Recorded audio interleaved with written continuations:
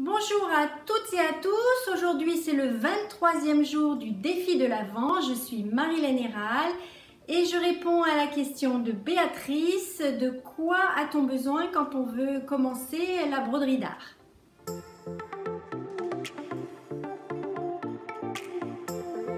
Pour commencer la broderie d'art, c'est tout simple, il va vous falloir un métier à broder. Alors quand on commence, inutile d'acheter un très grand, si on veut juste s'exercer et apprendre les points, vous pouvez commencer par un petit.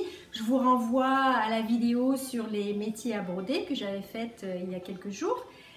Il vous faudra une paire de tréteaux réglables en hauteur. Je vous rappelle que votre métier à broder doit être à la taille de votre poitrine pour ne pas avoir mal au dos. S'ils ne sont pas réglables en hauteur, prenez une chaise ou un tabouret réglable. C'est quand même mieux vraiment d'avoir son métier à la hauteur de poitrine quand on débute. Ces tréteaux réglables en hauteur, vous en trouvez dans tous les grands magasins de bricolage. Alors ils sont souvent un petit peu larges, si vous avez de l'espace c'est bien, si vous avez une toute petite pièce. Bon écoutez, je ne peux pas vous conseiller la marque des tréteaux que je prends habituellement puisqu'ils sont en rupture de stock et ils ont des problèmes avec leurs fournisseurs.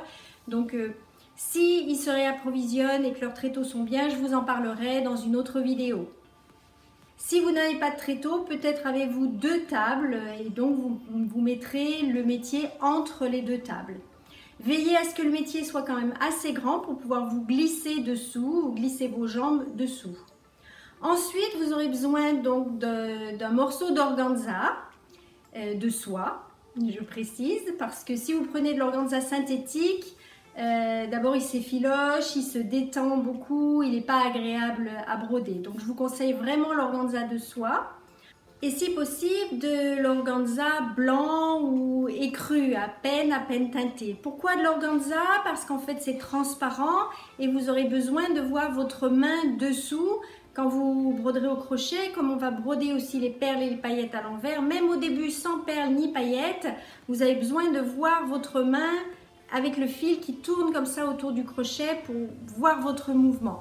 Donc vraiment au début, commencez par du transparent. Ne prenez surtout pas de mousseline, elle est extensible comme ça et c'est vraiment pas pratique, vous allez un peu galérer.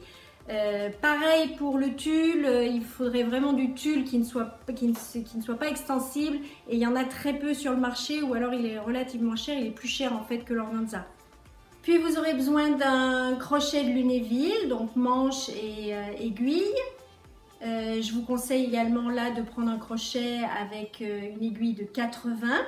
Vous aurez besoin d'aiguilles, donc si vous brodez par exemple du coton à broder, ce sera l'aiguille à broder numéro 7. Et puis si vous voulez mettre des petites perles, ce sera l'aiguille, une aiguille à perles ou l'aiguille numéro 10. Ensuite, vous aurez besoin d'une paire de ciseaux. Moi, j'aime bien les ciseaux qui sont recourbés à la pointe. Vous en trouvez dans les pharmacies, mais vous en trouvez aussi sur des sites de mercerie en ligne également. Pourquoi j'aime bien quand ils sont recourbés? Parce qu'en fait, ça vous permet de couper votre fil vraiment à ras. Puisque quand vous faites de la broderie d'art, vous coupez votre fil dessus.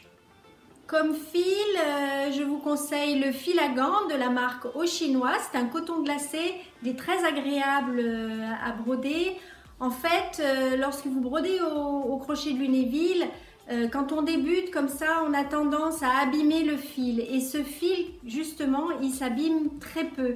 Donc il est vraiment idéal pour la broderie au crochet de Lunéville. Plus tard, lorsque vous saurez bien broder, vous pourrez partir sur d'autres fils comme du fil polyester ou autre. Mais vraiment au début, le fil à gants de la marque Chinois, il est vraiment très bien. Il est fabriqué dans le nord de la France, donc achetez français. Les aiguilles que je vous ai présentées, c'est pareil, sont des aiguilles de la marque Bohin. Elles sont de très bonne qualité. En fait, comment vous voyez si une aiguille est de bonne ou de mauvaise qualité? C'est déjà le chat. Regardez si le chat est vraiment sur toute sa longueur uniforme. le trou, disons qu'il est uniforme ou non, et la pointe également, est-ce que c'est bien pointu ou non. Enfin, si vous voulez comme ça faire des trous pour entrer une ganse, de la soutache ou même pour travailler les rubans de soie, je vous conseille aussi un poinçon. C'est pas obligatoire, mais vous pouvez aussi, il y en a des vraiment pas chers non plus sur les sites.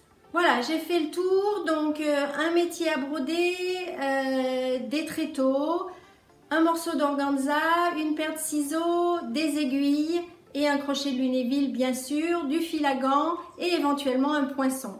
Je vous rappelle que mon e-book sur la broderie d'art est à télécharger gratuitement, vous avez le lien dans la description juste en dessous.